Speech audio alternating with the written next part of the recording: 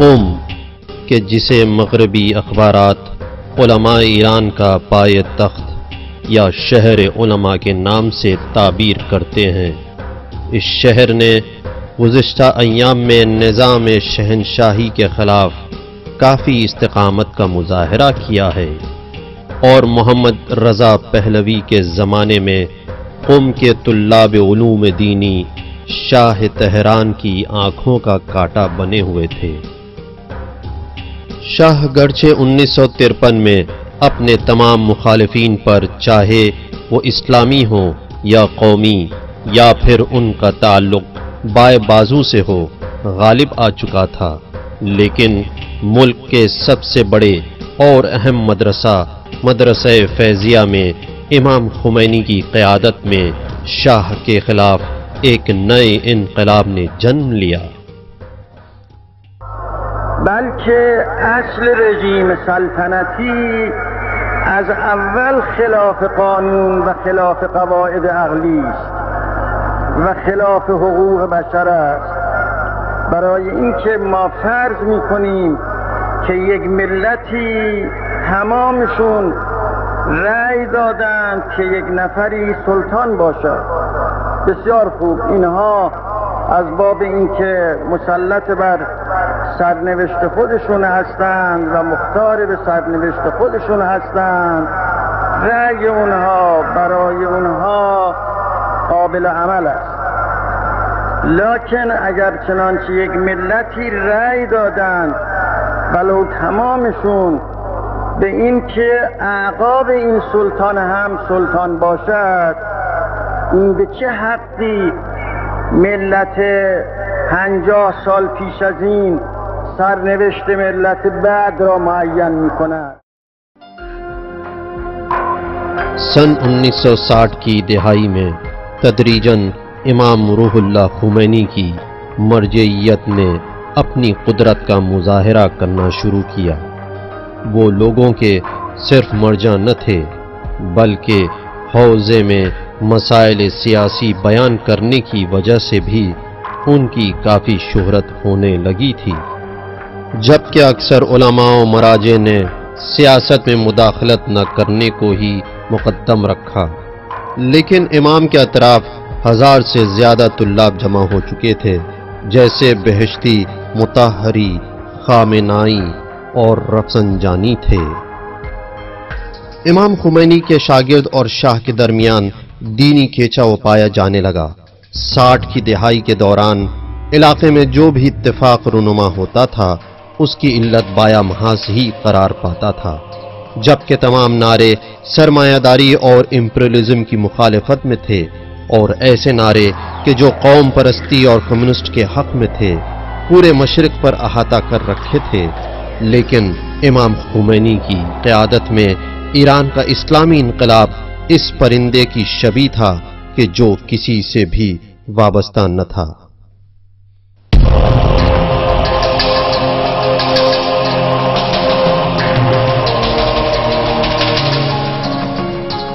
سن 1953 کی بغاوت اور ڈاکٹر مصدق کے معزول ہونے کے بعد ایران کے منصوبے میں تحول آیا، اور 1961 تک محمد رضا پہلوی نے ایران کی خارجی سیاست کو بدل ڈالا۔ اس نے نئے معاہدے کیے اور اپنے ملک کو روس کی مخالفت میں امریکیوں کا ایک محکم اڈا بنا دیا۔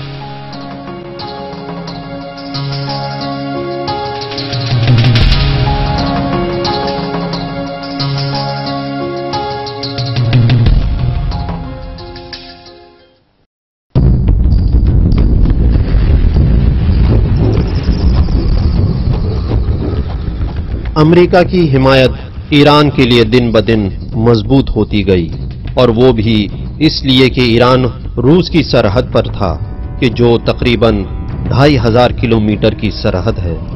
اس کے علاوہ خود ایران میں تیل کے ذخائر موجود تھے، اور اس کے اطراف میں پائے جانے والے خلیجی ممالک کے جہاں تیل کے بڑے بڑے ذخائر تھے، سب ایران کی سرحد سے ملے ہوئے تھے۔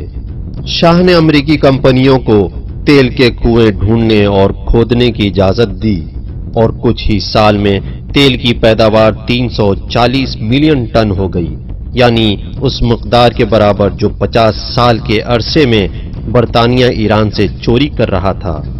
لیکن جس طرح سے فوج کے لیے شاہ بے انتہائی سرمایہ خرچ کر رہا تھا، اس کے سبب حکومت کے اقتصادی کی کمر ٹوٹ گئی۔ اگر به این طور دست و دل بازی نفت ما را به غیر بدن بعد از 30 سال چند سال دیگه تمام میشد، اون روزی که نه ملت ما نفت دارد نه زراعت دارد. اگر این آدم باقی باشه بعد از 30 سال دیگه یک ملت جدا، الان نصف ملت جداست، اون وقت تمام ملت جدا خواهد شد. بشوانه هیچی نداره. این اگر مفلسش بگید آقا تمام حیثیات مادی معنوی شما را از بین میبره۔ سن 1956 میں ایران بغداد کے معاہدے میں شریک ہوا، اور عربی اتحاد کے نام پر جمال عبد الناصر اور شاہ نے جلد بازی میں اسرائیل سے تعلقات بنائے۔ لوگوں کی مخالفت کے ڈر سے شاہ نے ان تعلقات کو پوشیدہ رکھا۔ اس کے نتائج اور فوائد شاہ کے لیے اس طرح ظاہر ہونا شروع ہوئے کہ ملک کی امنیت کے نام پر موساد کی مدد سے ساواک نامی ایجنسی بنی، جس میں موساد اور امریکہ کی CIA کے افسر تربیت دیتے تھے۔ ساواک ایک ایسا نام ہے جو ظلم و ستم اور بدترین شکنجے اور ظالم ترین شکنجے دینے والوں کا ردیف بن گیا۔ آج بھی ایسے بہت سے ایرانی موجود ہیں کہ جو ان مظالم کو سوچ کر کانپ اٹھتے ہیں، اور آج بھی ان مظالم کے آثار ان میں موجود ہیں۔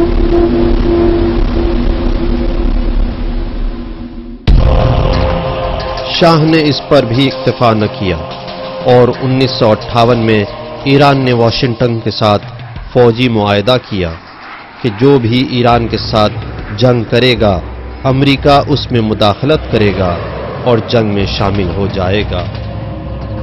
اس معاہدے کے تحت امریکہ نے سن 1970 تک تقریباً 70,000 اپنے فوجی ایران میں تعینات کر دیے تھے، اور ساتھ ہی خلیجی ممالک میں ایران اپنی تھانے داری جتانے کے لیے امریکہ سے بڑے بڑے فوجی معاہدے کرنے لگا۔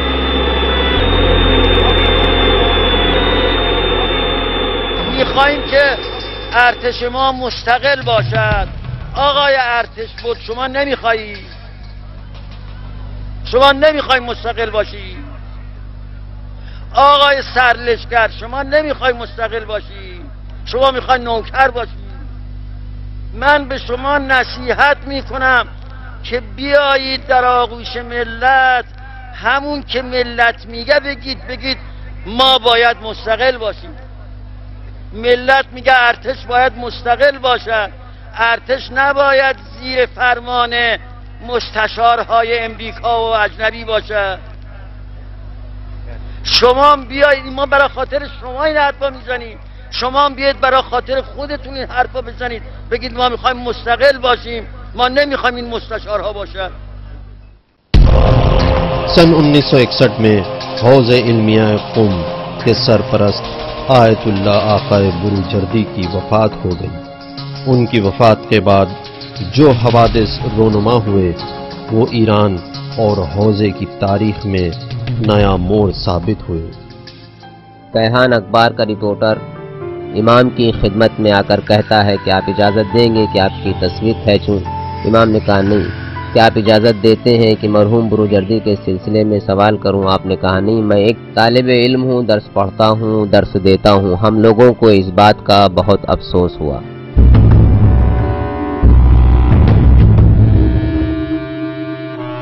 محمد رضا شاہ سوچ رہا تھا کہ آقا بروجردی کی وفات کے بعد حوضے کی قدرت ختم ہو جائے گی اور خود اس کی طاقت بڑھ جائے گی، اور وہ اسی طرح حوضے کو بھی برباد کر دے گا جس طرح اس نے مصدق کاشانی اور نواب صفوی کو راستے سے ہٹا دیا تھا۔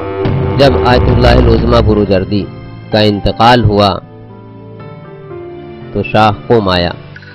حضرت معصومہ قم کے روضے پر ایک مفصل تقریر کی جس میں اس نے بہت سی باتیں بیان کی۔ ان باتوں میں سے ایک بات یہ بھی تھی کہ ایک غیر ذمہ دار انسان ہمارے امور میں رکاوٹ بنا ہوا تھا، لہذا جس کی بنا پر اپنے باپ کے ارمان کو میں پورا نہ کر سکا، یعنی ایک غیر ذمہ دار انسان ہمارے باپ کے ارمان کو پورا کرنے میں رکاوٹ بنا ہوا تھا، اس کا اشارہ صاف تھا آیت اللہ بروجردی کی جانب۔ آج وہ رکاوٹ میرے نظروں سے دور ہو چکی ہے، اب میں اپنے باپ کے ارمانوں کو پورا کروں گا۔ آیت اللہ بروجردی کی وفات کے بعد شاہ نے نجف میں آیت اللہ سید محسن الحکیم کو ایک ٹیلی گرام بھیجا اور ان سے اپنی عقیدت کا اظہار کیا۔ حکیم ایسے نہیں تھے کہ ایران کے امور میں مداخلت کریں، لیکن شاہ اس اظہار عقیدت کے بہانے یہ بتانا چاہتا تھا کہ اس کی نظر میں دینی مرجعیت مرحوم بروجردی کے بعد نجف میں منتقل ہو گئی ہے، اور اس کا مقصد حوض علمیہ قم کی مرجعیت کو نقصان پہنچانا تھا کہ جو گل پیگانی، خمینی، مراشی، نجفی اور شریعت مداری جیسے مراجع کی صورت میں تجلی کر رہی ہے۔ مرحوم بروجردی کی وفات کے ایک سال بعد شاہ نے شہر کے الیکشن کے قانون میں تبدیلی کی اور ووٹ ڈالنے والے اور نمائندے کے لیے مسلمان ہونے کی شرط کو ہٹا دیا۔ اسی طرح قرآن مجید کی قسم کھانے کو بھی ہٹا دیا اور اس کی جگہ آسمانی کتابوں کی قسم کھانے کو طے کیا۔ اسی طرح عورتوں کو بھی الیکشن میں کھڑے ہونے کا حق دے دیا۔ امام نے مراجع کرام کو حوضے کے سابق سرپرست آیت اللہ حائری یزدی کے فرزند کے مکان پر ایک تقریب میں بلایا۔ قم کے سارے مراجع اس جلسے میں شریک تھے۔ شاہ یہ سوچ رہا تھا کہ نئے قوانین کی یہ تبدیلی بالخصوص عورتوں کے الیکشن میں کھڑے ہونے کے قانون کے سبب مراجع اور لوگوں کے درمیان اختلاف ہو جائے گا، لیکن مراجع نے مسلمان ہونا ضروری سمجھا تاکہ کوئی بہائی پارلیمنٹ یا حکومت میں منتخب ہو کر نہ آئے۔ اس قیام میں اہم نقطہ یہ ہے کہ یہ قیام انقلاب اسلامی اور انقلاب کی کامیابی کے سلسلے اور اس کی پہلی بار روحانی قیادت میں جس کی مرکزیت امام خمینی کے ہاتھوں میں تھی، عوام اور حوض علمیہ قم کے روحانی اس بات میں کامیاب ہو گئے کہ شاہ کو اس قانونی تبدیلی سے روک دے۔ کیا علماء علمی ترقی کو روکنا چاہتے تھے؟ کیا تم یہ چاہتے تھے کہ مدرسے اور فنی مراکز بناؤ اور علماء اجازت نہیں دے رہے تھے اور تمہاری مخالفت کر رہے تھے؟ کیا تم چاہتے تھے کہ ایک کارخانے کے اوزار اپنے ملک میں وارد کرو اور علماء تمہیں روک رہے تھے؟ کیا تم ہوائی اڈہ بیڑا بنانا چاہتے تھے کہ آسمان میں پرواز کرو اور علماء نے کہا ہو کہ ایسا نہ کرو؟ ہم کہتے ہیں کہ عورتوں کو برائی کی جگہ نہ لے جاؤ۔ ہمارے پچھلے 20 سال بے پردگی اور عریانی میں گزر گئے۔ غور کرو کہ کیا بلا ہے جو ہمارے سر پر آ رہی ہے۔ بس کرو، ان سب کو ختم کرو اور ہمیں ہمارے حال پر چھوڑ دو۔ اپنے ہاتھوں کو قرآن سے اور خدا کے دین سے اٹھا لو اور بنیادی قوانین کو جھوٹی ترقی اور پیش رفت کے نام پر تبدیل نہ کرو۔ شاہ نے فوراً ہی جواب دیا اور یہیں سے مراجع کے لیے ان کی تقریروں کا آغاز ہوا، اور وہ بھی حجت الاسلام کے القاب سے، اور اس لفظ کو عمدن اس نے استعمال کیا تاکہ لفظ آیت اللہ کہ جو زبان ضد عام ہے اس کو ختم کرا دے، اور آخر میں ان کے لیے دعا کی کہ انہیں عوام کی ہدایت کرنے کی توفیق عطا ہو، اور اس طرح سے انہیں سمجھانا چاہا کہ ان کا فریضہ فقہی ہے اور وہ لوگ سیاسی امور میں مداخلت نہ کریں۔ امام نے فوراً اپنے شاگردوں کو حکم دیا کہ ایک کمیٹی بنائیں تاکہ مظاہروں کو منظم کر سکیں اور پوسٹروں کو نشر کریں اور امام نے اپنے شاگردوں سے کہا کہ وہ شاہ کا خط لوگوں میں عام کر دیں۔ امام کے شاگردوں کی تعداد 1100 سے زیادہ تھی۔ وہ خوب جانتے تھے کہ کیسے ان لوگوں کو کام دیا جا سکتا ہے اور ان کے وظائف کو کیسے ان کے درمیان بانٹا جا سکتا ہے۔ شاہ کا خط علماء اور حوزے کی توہین کے نام سے منتشر کیا گیا اور کچھ ہی دیر میں ایران کی سڑکیں شاہ کے خلاف بھپری ہوئی عوام سے بھر گئیں۔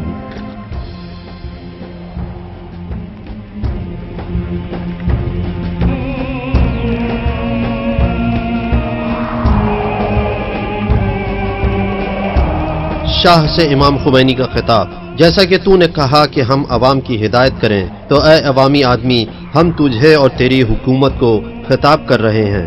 تم لوگوں نے یہ فیصلہ کر رکھا ہے کہ علماء کی ہدایت اور ان کے فرمودات کی بنسبت غیر جانبدار ہے، جبکہ علماء دین امت کے ستون اور عوام کے پسندیدہ ہیں۔ کیا تم یہ سوچ رہے ہو کہ تم قرآن، بنیادی قوانین اور ملت کے شعور و احساسات کے مقابل میں کھڑے رہ جاؤ گے؟ میں تمہیں قرآن اور اس کی تعلیمات کو نظر انداز کرنے کے نقصانات سے آگاہ کر رہا ہوں، ورنہ علماء اسلام اور مراجع ضرور اقدام کریں۔ 6 مہینے تک مظاہرے ہوتے رہے اور ایران کی عوام ہر مرحلے میں موجود رہتی تھی، یہاں تک کہ شاہ نے مجبور ہو کر امام خمینی کے علاوہ وہ تمام مراجع کی خدمت میں ایک ٹیلی گرام بھیجا اور اس میں لکھا کہ وہ بنیادی قوانین کو تبدیل نہیں کرے گا، لیکن روح اللہ نے اصرار کیا کہ شاہ کی طرف سے بنیادی قوانین کو تبدیل نہ کرنے کا فیصلہ چند سطر میں چھپا کر مراجع کو ٹیلی گرام کرنے پر اکتفا نہیں کیا جائے گا، بلکہ شاہ کو رسماً لوگوں کے سامنے اس فیصلے کا اعلان کرنا ہوگا۔ شاہ نے مجبور ہو کر امام کی بات مان لی اور ملک کے کثیر الاشاعت اخبار میں اس بات کا اعلان کیا۔ حالت حاضرہ سے آگاہی، سیاست اور اجتماعی مسائل سے آگاہی، اور اسی طرح جس انداز سے امام نے صوبائی اور ولایتی کمیٹی کے بارے میں رہبری اور قیادت کا مظہر کیا کہ جو امام کی سیاسی قیام کی ابتدا تھی، اس سے بخوبی ظاہر ہو رہا تھا کہ امام میں مرجعیت اور رہبریت اور قیادت کی باقاعدہ صلاحیت موجود ہے، اور ایرانی سماج نے بھی اس چیز کو اچھی طرح محسوس بھی کیا اور اس سے قبول بھی کیا۔ البتہ امام کے دوستوں، شاگردوں، حوزہ کے مدرسین اور مردین عوام نے بھی امام کی شخصیت کو پہچانوانے میں بہت ہی اہم کردار ادا کیا۔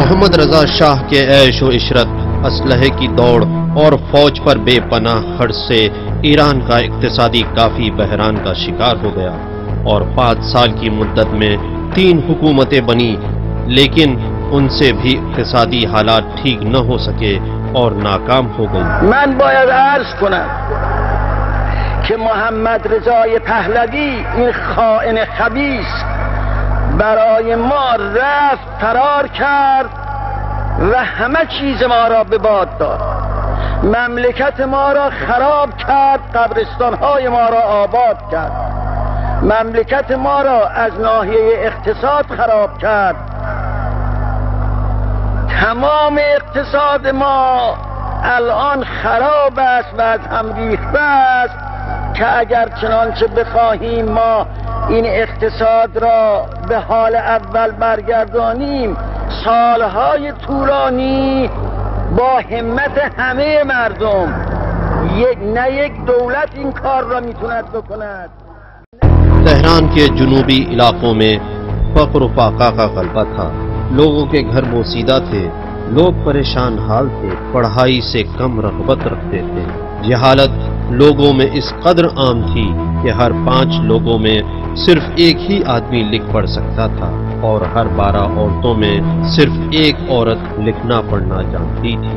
امریکہ کی فکریں بڑھ گئیں کیونکہ ان لوگوں کو ڈر تھا کہ کہیں فقر و تنگدستی کے سبب لوگ بغاوت کر دیں اور سامراجی حکومت گر جائے، خصوصاً اس وقت کہ جب تحریکیں اور انقلاب ہر جگہ ہونے لگے، کوبا سے قاہرہ تک۔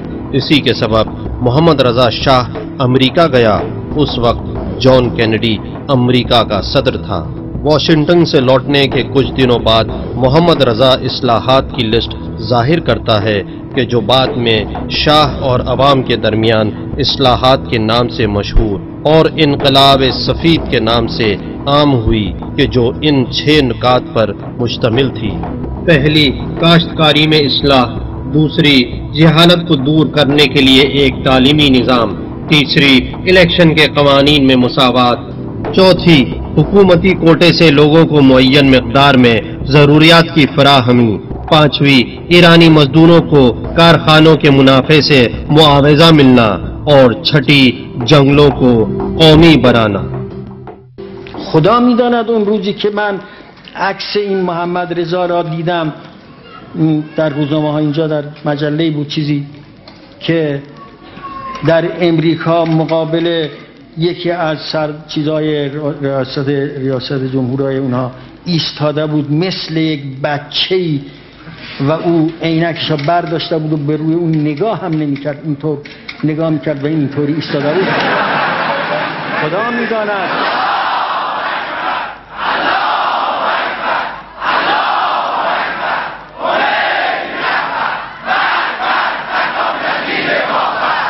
تلخی این در ذائقه من شاید حالان باشد که ما اینطور هستیم که یه نفر آدمی که میگه من همه کارا هستم و کشور ما میخوام برسانم به کذا و از ژاپن باید جلو بیفتیم و فلان، یه همچه آدم ضعیف زبونی است که میرد در امریکا بعد از همه تشریفات که اجازه بدن و چه بکنن برد اونجا، میستد اونجا پهلوی اون ژاپن ظاهرا بود ایستاده اونجا و اون مردک تو صورتش نگاه نمی کند، عینکش رو برداشته و اینطور نگاه میکند و این اینطوری ایستاده.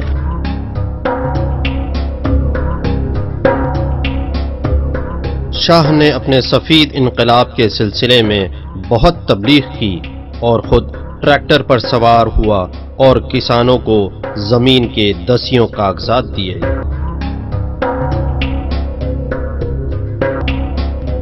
شما ملاحظه کنید به اسم این که ما میخواهیم زراعت را، دهقانها را دهقان کنیم، تا حالا رعیت بودن و ما میخوایم حالا دهقانشون کنیم. اصلاحات ارضی درست کردن، اصلاحات ارضیشون بعد از این مدت طولانی به اینجا منتهی شد که به کلی دهقانی از بین رفت، به کلی زراعت ما از بین رفت و الان شما در همه چیز محتاجی است به خارج. یعنی محمد رضا این کار را کرد تا بازار درست کند از برای آمریکا و ما محتاج به او باشیم در این که گندم از او بیاریم، برنج از او بیاریم، همه چیز را، تخم مرغ از او بیاریم یا از اسرائیل که دست نشونده امریکاست بیاریم. بنابراین کارهایی که این آدم کرده به عنوان اصلاح، این کارها خودش افساد بوده است. قضیه اصلاحات ارضی یک لطمه‌ای بر مملکت ما وارد کرده است که تا شاید 20 سال دیگه ما نتوانیم این را جبرانش بکنیم. شاہ کے خلاف امام کی تنقیدوں نے کافی زور پکڑا اور امام نے اعلان کیا کہ شاہ کا اقتصادی کام قانون اساسی کے خلاف ہے اور قانون اساسی اس کو اس بات کی اجازت نہیں دیتا ہے۔ مجھے یاد ہے کہ امام نے ایک رات ان کے علماء و مراجع کو اپنے گھر پر دعوت دی اور فرمایا اب ماحول پہلے جیسا نہیں رہا، پہلے برسر اقتدار حکومت تھی لیکن اب اقتدار میں شاہ ہے کہ وہ جو چاہتا ہے کر گزرتا ہے۔ اگر آپ چاہتے ہیں کہ اس کے خلاف یہ تحریک جاری رہے کہ جسے ضرور جاری رہنا چاہیے تو اس کے لیے استقامت چاہیے، ہمت چاہیے۔ مجھے اچھی طرح یاد ہے کہ جب علماء نے وعدہ کیا تھا اور ان سے عہد لیا گیا تھا کہ جب شاہ کے خلاف مقابلہ کرنا ہے تو اس کے لیے استقامت اور ثابت قدم رہنا ہوگا اور اس تحریک کو ادھورا نہیں چھوڑنا ہوگا۔ حوض علمیہ قم نے فتویٰ دیا کہ شاہ کا کام دستور العمل اور اسلام کے قوانین کے خلاف ہے۔ علماء کا یہ فتویٰ لوگوں کے مظاہرے کرنے کے لیے کافی تھا۔ پورے شہر نے مظاہرے کیے، بازاروں اور محلوں میں بھی مظاہرے ہوئے۔ ایسے موقع پر شاہ نرمی کا مظاہرہ کرنے لگا تاکہ حوض علمیہ سے اس کا آمنا سامنا نہ ہو جائے۔ اس کی کوشش یہ تھی کہ نرمی کا مظاہرہ کر کے حوضے کی مشروعیت کو کم کر دے اور اپنے انقلاب سفید کے تمام دفعات کا ریفرنڈم کروا کر عوام سے اس کی مشروعیت حاصل کرنے کے لیے قم جا کر علماء سے ملاقات کرے۔ اس ریفرنڈم کے لیے دیگر نتائج میں سے ایک نتیجہ یہ سامنے آیا کہ شاہ قم پہنچتا ہے، لیکن امام اور ان کے دیگر افراد کی دور اندیشی کا نتیجہ تھا کہ شاہ کے استقبال کے حرام ہونے کا فتویٰ دیا جاتا ہے۔ امام کی طرف سے شاہ کے استقبال کے حرام ہونے کا فتویٰ سب جگہ منتشر کر دیا گیا، جس کے نتیجے میں قم کے تمام بازار اور تجارتی مراکز بند کر دیے گئے، اور ریفرنڈم سے بھی ظاہر ہو گیا کہ 56 لاکھ لوگوں نے اس کو قبول نہیں کیا ہے۔ امام نے شاہ کے روبرو ہونے سے روکنے کے لیے حکم دیا کہ پورے ملک میں ساری دینی خدمتیں بند کر دی جائیں، خاص طور سے عید نوروز کے دن۔ اس دوران ماہ مبارک رمضان تھا۔ رمضان میں لوگ خاص طور سے مسجد میں زیادہ آتے ہیں، جماعت نماز، دعا اور تلاوت قرآن کرتے ہیں، واعظ و نصیحت سنتے ہیں۔ لیکن جب لوگوں نے مسجدوں کے دروازے بند دیکھا تو لوگوں کو یہ احساس ہوا کہ شاہ یہ چاہتا ہے کہ اسلام، مسجد، قرآن، واعظ و نصیحت سب کو مٹا دے، جس کے نتیجے میں شاہ کے خلاف لوگوں کے دلوں میں نفرت بڑھتی گئی، اور یہ طریقہ کار کافی کارگر ثابت ہوا اور لوگ شاہ کے خلاف اٹھ کھڑے ہوئے۔ جبکہ شاہ نے اس تحریک کو روکنے کے لیے بہت سے علماء کو گرفتار بھی کیا تاکہ علماء اس تحریک کو جاری نہ رکھیں۔ شاہ نے اس بار شدت دکھائی اور حکم دیا کہ فوج مدرسہ فیضیہ کے اندر داخل ہو جائے۔ طے پایا تھا کہ اس دن اتفاقاً جس دن مدرسہ فیضیہ کا حادثہ پیش آیا، اسی دن ہم لوگ امام خمینی کے گھر اکٹھا ہونے والے تھے۔ ہم لوگوں سے میری مراد ان افراد سے ہے کہ جو مجاہدین کی کمیٹی امام کے فرمان کے مطابق بنی تھی۔ میں تھا، مرحوم حاج مہدی عراقی، آقا حاج کاظم کہ جن کا حال ہی میں انتقال ہوا ہے، یہ بھی تھے، اور کچھ دوسرے لوگ بھی تھے۔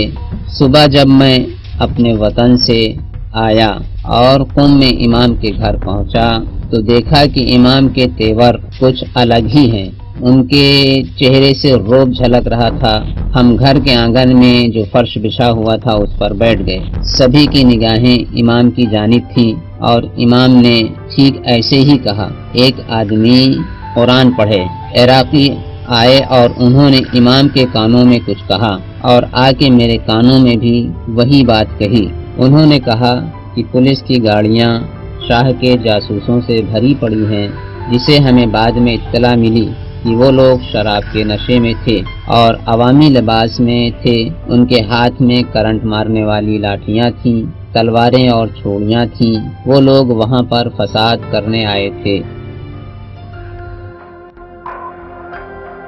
میں ان لوگوں کو آگاہ کر رہا ہوں کہ جو شور و غل اور بد امنی پھیلا رہے ہیں کہ معاشرے کے نظم کے خلاف کوئی کام نہ کریں، اور اگر وہ لوگ اپنی حرکتوں سے باز نہیں آتے ہیں اور خطیب منبر کی آواز لوگوں تک پہنچنے نہیں دیتے ہیں تو میں خود سڑک پر آ کر لوگوں کو ساری باتیں بتا دوں گا۔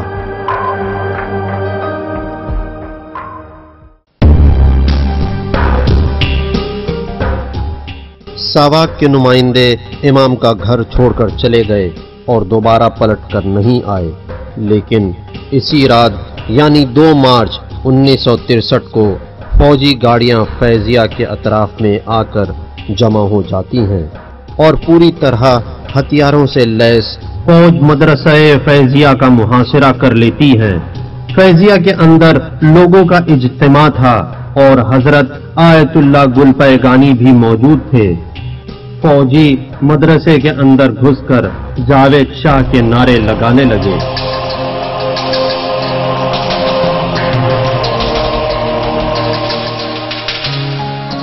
जब ऐसा हुआ तो अक्सर तुल्लाब फौजियों से बचने के लिए छत पे चढ़ गए और फौजी भी उनके पीछे पीछे छत पे चढ़ गए।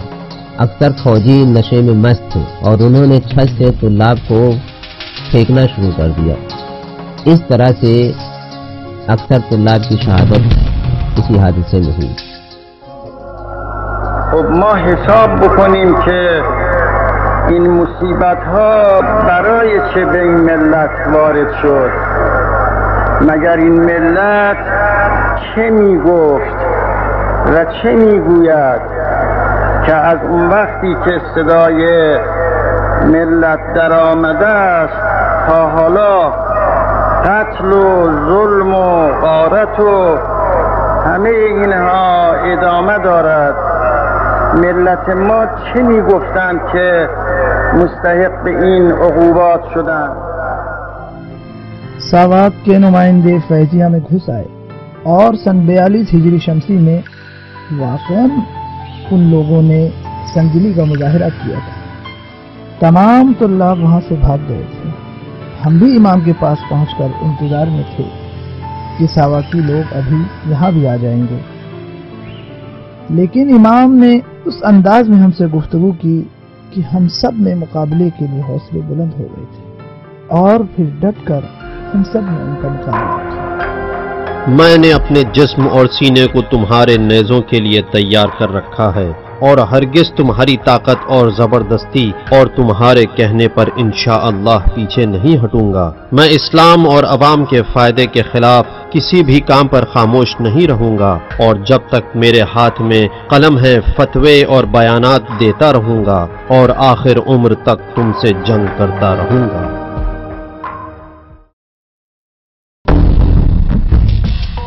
1963 کے آغاز میں خبر شائع ہوئی کہ شاہ نے اسرائیل کے سفارت خانے کی تعمیر کی تہران میں اجازت دے دی ہے۔ جب امام خمینی کو پتہ چلا کہ شاہ اسلامی قوانین کو پامال کرنا چاہتا تھا، بالخصوص وہ فلسطین کے مسئلے کو لے کر خیانت کر رہا تھا اور اس سلسلے میں اس نے صہیونی حکومت کو یعنی اسرائیلی حکومت کی جس نے فلسطین کی زمینوں کو غصب کیا تھا، انہیں تہران میں سفارت خانہ کھولنے کی اجازت دے دی تھی۔ اس موقع پر امام نے کھل کر شاہ کی مخالفت میں ایک تحریک کا آغاز کر دیا۔ امام نے اپنے گھر میں ایک تقریب کے لیے مشورہ دیا کہ جس میں حوض علمیہ قوم کے علماء اور مراجع سب شریک ہوئے اور میٹنگ میں یہ طے ہوا کہ عاشور کے دن شاہ کو سخت جواب دیا جائے گا، لیکن ان مراجع میں تنہا آیت اللہ شریعت مداری الگ ہو گئے۔ اس حرکت سے شاہ عوام اور حوزے میں جو خوف و ڈر اور وحشت ڈالنا چاہتا تھا، اس کے مقابل میں امام نے یہ ارادہ کیا کہ شاہ کے امریکہ اور اسرائیل سے تعلقات کو عام کر دیا جائے، اور اس لیے عاشورہ کے دن آپ نے ایک تقریر کرنے کا فیصلہ کیا۔ تیرے لیے ضروری ہے کہ تو اسلام کے پیام پر توجہ دے اور جو علماء اسلام کہتے ہیں اسے سنے۔ یہ لوگ ملک کی فلاح چاہتے ہیں۔ اسرائیل سے دور رہ، کیونکہ اسرائیل کبھی بھی لمحے بھر کے لیے بھی تیرے کسی کام نہیں آئے گا۔ اے مجبور بے سہارا، تیرے عمر کے 45 سال گزر چکے ہیں، تھوڑی فکر کر، کچھ غور کر، ان سب کاموں کا انجام کیا ہوگا، اس پر غور کر، اپنے پچھلے تمام حالات سے عبرت لے، اپنے باپ سے عبرت لے، اور وہ جھوٹی خبریں کہ جس سے تیرے کان بھرے جا رہے ہیں ان کو اہمیت مت دے۔ کون واقعی اصلاح پسند ہے، اسلام اور علماء یا تو سفید انقلاب والا؟ تیرا یہ انقلاب کیسا ہے، اس کی بنیادیں کیسی ہیں، اسے بیان کر۔ کب تک اس حکومت کی لالچ میں رہے گا، کب تک اس قوم کو دھوکہ دیتا رہے گا؟ ایران کی سلطنت خاندان پہلوی کی تاریخ میں امام پہلے اور آخری شخص تھے جنہوں نے شاہ سے اس طرح خطاب کیا۔ امام کے علاوہ کسی بھی سیاسی یا مذہبی شخصیت نے شاہ سے اس طرح خطاب نہیں کیا۔ صرف امام ہی ایسے اکیلے فرد تھے کہ جنہوں نے اس ڈکٹیٹر سلطنت کے شاہ کو بدبخت، ذلیل، خائن جیسے کلمات سے خطاب کیا اور اس کے خلاف آواز اٹھائی۔ عاشورہ کے دن مدرسہ فیضیہ میں امام کی تقریر ہمارے زمانے کی سیاست اور ادب کا ایک ادبی اور سیاسی شاہکار تھی، اس لیے کہ اگر دیکھا جائے تو حقیقت یہ ہے کہ بظاہر ایران میں اس طرح سلطنت کے خلاف مقابلے کے لیے پہلے سے کوئی ماحول نہیں بنا ہوا تھا، اور وہ سیاسی تنظیم اور ادارے بھی کہ جو ایران میں فعالیت کر رہے تھے وہ سب ایرانی مہینہ اور تاریخ کے مطابق مرداد مہینہ کی 28 تاریخ کے بغاوت کے بعد ساری تنظیمیں یا گوشہ نشین ہو گئی تھی یا سیاست سے دوری اختیار کر لی تھی اور ان کے رویسا ایران چھوڑ کر دوسرے ممالک چلے گئے تھے۔ لہذا ایران میں اچانک ایسا انقلاب رونما ہوتا ہے، اور وہ بھی اس وقت کے جب مدرسہ فیضیہ میں امام نے شاہ اور امریکہ و اسرائیل کے خلاف بہت ہی سخت لہجے میں تقریر کی تھی۔ 4 جون سن 1963 میں امام خمینی کی عاشور کی تقریر کے جواب میں شاہ نے فوج کا ایک دستہ بھیجا جو سادہ لباس میں تھے، امام کے گھر پر حملہ کر دیا اور امام کو گھر سے باہر لے آئے۔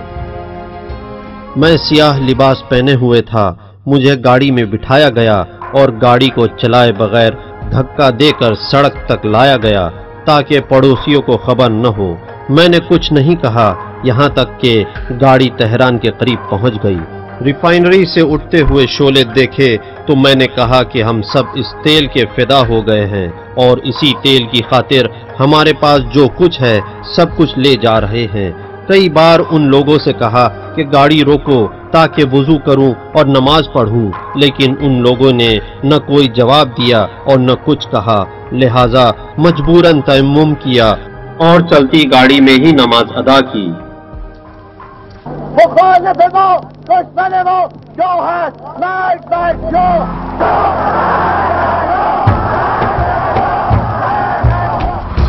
امام کی گرفتاری کی خبر عام ہو گئی۔ صبح سویرے سڑکیں مظاہروں اور احتجاج سے بھر گئیں، خاص کر تہران میں۔ امام کو عشرت آباد کے جیل میں لایا گیا۔ صبح سویرے 8 ساڑھے 8 بجے کے درمیان ہی لوگوں کو معلوم ہو گیا۔ لوگ تہران و اطراف تہران کے لوگ بازار کی طرف جانے لگے اور بازار نقطۂ مرکزی تھا۔ عوام میں بھی سب بازار ہی کے لوگ تھے۔ سارا مجمع بازار کے مرکزی حصے میں جمع ہو گیا۔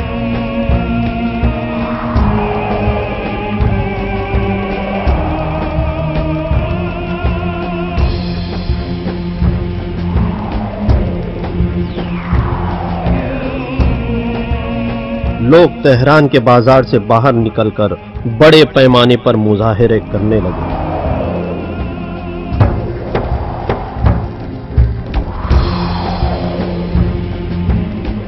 جب سڑکیں لوگوں سے بھر گئیں تو گولیاں چلنے لگیں۔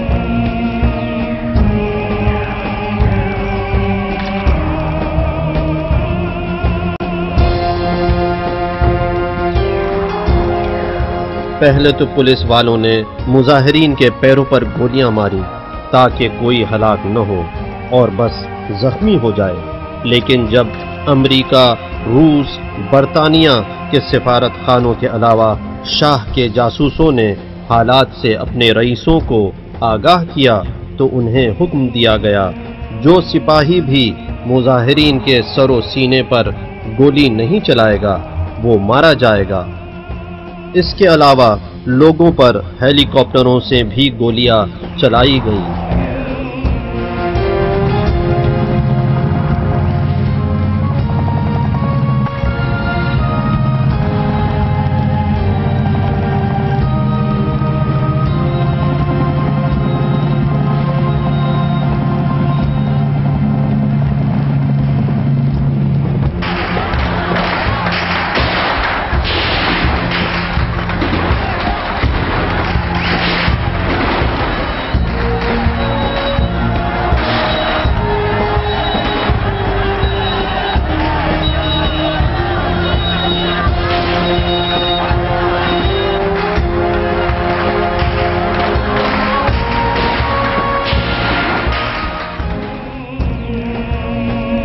مسلسل گولی باری کے سبب مرد عورت چھوٹے بڑے سب کی لاشیں زمین پر بکھری ہوئی تھی۔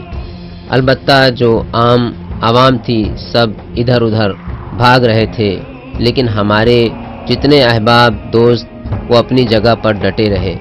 جو بھی آ رہا تھا میدان عراق کی طرف سے، جہاں ریڈیو ٹیلی ویژن کا اسٹیشن تھا، وہاں بھی جب فوجی لوگوں کو پکڑنے کے لیے آئے تو وہ تعداد میں زیادہ تھے اور بہت طاقتور بھی تھے۔ فوجیوں نے وہاں بھی کافی لوگوں کو قتل کیا۔ وہیں پر ہم لوگوں کو پتہ چلا کہ کچھ لوگ ورامین سے ہماری طرف آ رہے ہیں، لہٰذا وہ لوگ میدان خراسان پہنچے ہی تھے کہ انہیں قتل کر دیا گیا، اور سب سے زیادہ قتل و غارت گری اسی علاقے میں۔ مغربی خبر نگاروں نے مرنے والوں کی تعداد کو ہزاروں میں بتایا ہے۔ شاہ کے نوکروں نے ہیلی کاپٹروں سے لاشوں اور زخمیوں کو اٹھایا اور قم کے نزدیک نمکزار میں لا کر ڈال دیا۔ یہ لاشیں کئی دن تک وہیں پڑی رہیں، جہاں نمکدار پانی ہونے کی وجہ سے ان کے بدن گل کر ختم ہو جائیں۔ یہ نمکزار اب بھی قبرستان ہے، جہاں کوک چلی مائیں اب بھی آ کر اپنے فرزندوں کو یاد کرتی ہیں۔ مصیبت‌های زنهای جوان مرده، مردهای اولاد از دست داده، طفل‌های پدر از دست داده. من وقتی چشمم به بعضی از اینها که اولاد خودشون را از دست دادن میافتد، سنگینی در گوشم پیدا میشد که نمیتوانم تاب بیارم. من نمیتوانم از عهده این خسارات که بر ملت ما وارد شده است برایم. من نمیتونم تشکر از این ملت بکنم که همه چیز خودش را در راه خدا داد. خدای تبارک و تعالی باید به اونها اجر عنایت فرماید. من به مادرهای فرزند از دست داده تسلیت عرض می کنم و در غم اونها شریک هستم. من به پدرهای جوان داده من به اونها تسلیت عرض می کنم. من به جوانهایی که پدرانشون را در این مدت از دست داده‌اند تسلیت عرض می کنم.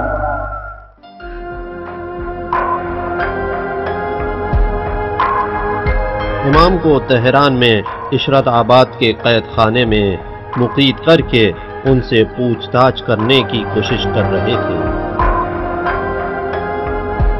جب امام سے پوچھ تاچھ کے لیے افسران آئے تو امام نے ان لوگوں کا کوئی جواب نہیں دیا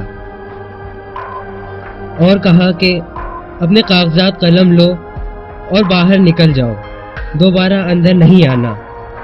لیکن دوسری مرتبہ فوج کے افسران امام کی خدمت میں گئے اور کہا کہ ہم آپ سے پوچھ تاچھ کے لیے آئے ہیں، ہمیں قانونی کارروائی کر کے آپ کو سزا دینا ہے۔ امام نے فرمایا کہ چونکہ ایران کی عدالت مستقل نہیں ہے لہٰذا میں کسی سوال کا جواب نہیں دوں گا۔ افسران نے کہا کہ جو آپ فرما رہے ہیں اسے آپ لکھ دیں۔ امام نے ایک سطر میں یہی لکھ کر دے دیا، جس کے نتیجے میں وہ لوگ کوئی فیصلہ نہیں کر سکے کہ امام کو کیا سزا دی جائے۔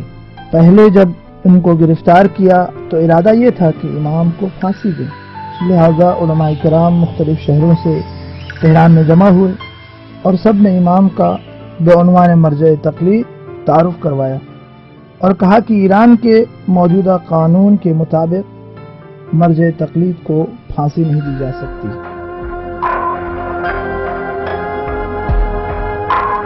امام کو جیل سے نکال کر داؤدیہ لے گئے، وہاں امام پر کڑی نظر رکھی گئی۔ تہران کے بازار میں چونکہ زیادہ تر کاروباری پہلے درجے کی تھی، ایسی صورت میں سب نے ہڑتال کر دی اور سب کی آواز یہ تھی کہ روح اللہ کو پوری طرح آزاد کرو۔ لہذا امام کی آزادی تک سڑکوں پر مظاہرے ہوتے رہے۔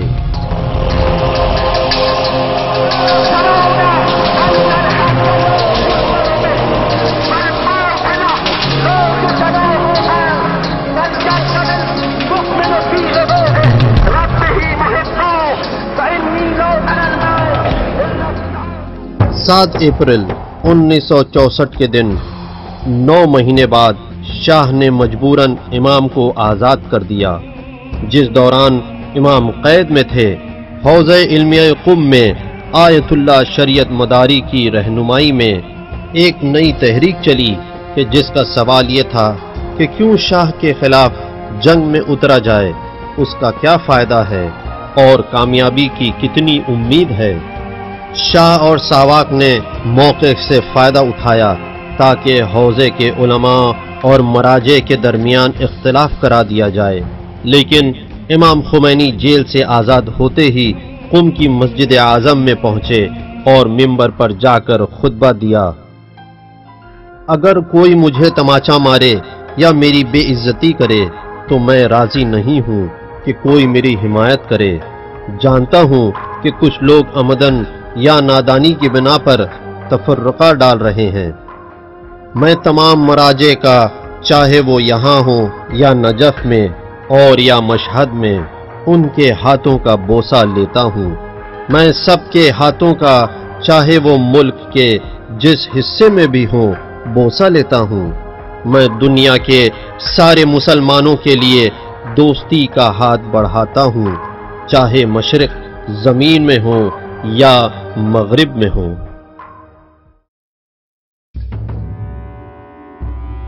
امام کی آزادی کے 7 مہینے بعد شاہ نے امریکیوں کے کیپٹلزم کے قانون پر دستخط کر دیے، اور وہ قانون یہ تھا کہ ایران کی عدالت کسی بھی امریکی کو سزا دینے کا حق نہیں رکھتی، چاہے وہ امریکی مجرم ہی کیوں نہ ہو۔ امام نے امریکیوں کے لیے عدالتی قانون کے سلسلے میں تقریر کے لیے حضرت زہرا سلام اللہ علیہا کے یوم ولادت کا انتخاب کیا۔ مستشاران نظامی که تمام مستشاران نظامی آمریکا با خانواده‌هاشون، با کارمندهای فنیشان، با کارمندان اداریشون، با خدمتشون، با هر نقش بستگی اونها دارد، اینها از هر جنایتی که در ایران بکنند مسئول هستند۔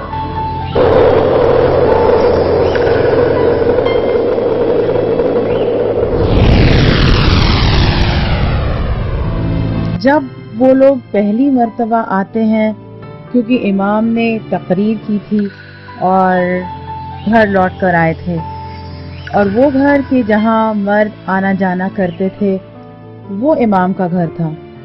2 لوگ کہ جو چائے دیتے تھے وہاں سوئے ہوئے تھے اور کوئی نہیں تھا۔ یہ لوگ روشن دان سے رسی کے ذریعے گھر میں داخل ہوتے ہیں، اور ان دونوں لوگوں کو، جس میں سے ایک جوان اور ایک بوڑھا تھا، جتنا مار سکتے تھے مارتے جا رہے تھے اور پوچھ رہے تھے کہ امام کہاں ہے۔ امام اسی وقت ٹھیک سامنے والے گلی میں میرے بھائی کے گھر میں سوئے ہوئے تھے۔ کچھ دیر بعد وہ خود متوجہ ہوتے ہیں یا کوئی انہیں بتاتا ہے، یہ نہیں معلوم۔ یہ لوگ متوجہ ہوتے ہیں کہ امام وہاں سوئے ہوئے ہیں، لہذا وہاں پہنچتے ہیں اور دروازہ توڑ کر گھر میں داخل ہو جاتے ہیں۔ اس بار امام کو جیل نہیں لے گئے، بلکہ ہوائی اڈے لے جا کر انہیں بتاتے ہیں کہ آپ کو ترکیہ میں جلا وطن کر دیا گیا ہے۔ یہ لوگ اچھی طرح جانتے تھے کہ عوام امام سے کس قدر محبت کرتی ہے اور کس قدر امام کے دیوانے اور ان کے عاشق ہیں، لہذا امام کو قتل کر دیتے تو ان سے انہیں کافی مشکلات کا سامنا کرنا پڑتا ہے اور کچھ پتہ نہیں تھا کہ اس کے بعد کیا انجام ہوگا۔ اس کے علاوہ ان کا خیال یہ تھا کہ امام کو جلاوطن کرنے اور عوام کو حوضے سے دور رکھنے سے سارے مسائل حل ہو جائیں گے اور عوام ٹھنڈی پڑ جائے گی۔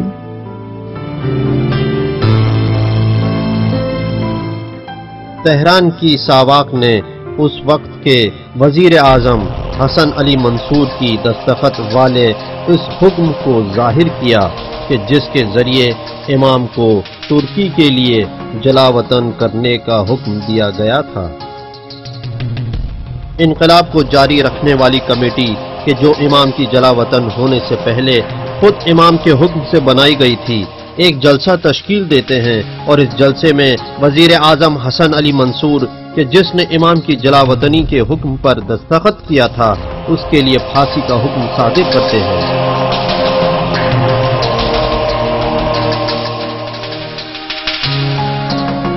دو لوگ اس طرف کھڑے ہو گئے اور دو لوگ سڑک کے اس طرف دوسری جانب کھڑے ہوئے کہ جدھر سے بھی آئے کام تمام کر دیں۔ جس وقت حسن علی منصور اپنی گاڑی سے اترا اس کو ایک خط دیا، لیکن اس خط کے نیچے اسلحہ تھا، چونکہ ابھی تک کوئی ایسا حادثہ رونما نہیں ہوا تھا جس کی وجہ سے لوگ اس طرف متوجہ ہوتے، لہذا جیسے ہی وہ خط پڑھنے میں مشغول ہوا فوراً اسے گولی مار دی۔ چونکہ امام خمینی کی جلاوطنی کا سبب حکومت کو ٹھہرایا جا رہا تھا، لہذا مرحوم بخارائی نے وزیر داخلہ کو گولی مار کر ہلاک کر دیا اور عدالت میں کھلے عام اس نے اعلان کر دیا کہ میں نے اپنے مرجع تقلید کے جلاوطنی کا انتقام میں نے خود لیا ہے۔ اور یہ مشہور ہے کہ جب عدالت میں ان سے پوچھا گیا کہ کیا تم مسلمان ہو، کہا ہاں، اور جب کہا گیا کہ کیا جانتے ہو کہ قتل کرنے کے لیے کوئی سند ہونا ضروری ہے، تو کہنے لگے کہ ہاں، اور کہنے لگے کہ وہ سند مجھے خمینی نے دی جب انہوں نے حکومت کو خائن ٹھہرایا اور خائن کی سزا موت ہے۔ امام کا سفر ان کی ترکی کی جلاوطنی کے ساتھ شروع ہو گیا، ایسا سفر جو 14 سال تک حوادث سے بھرا رہا، یہاں تک کہ امام ایران لوٹ آئے۔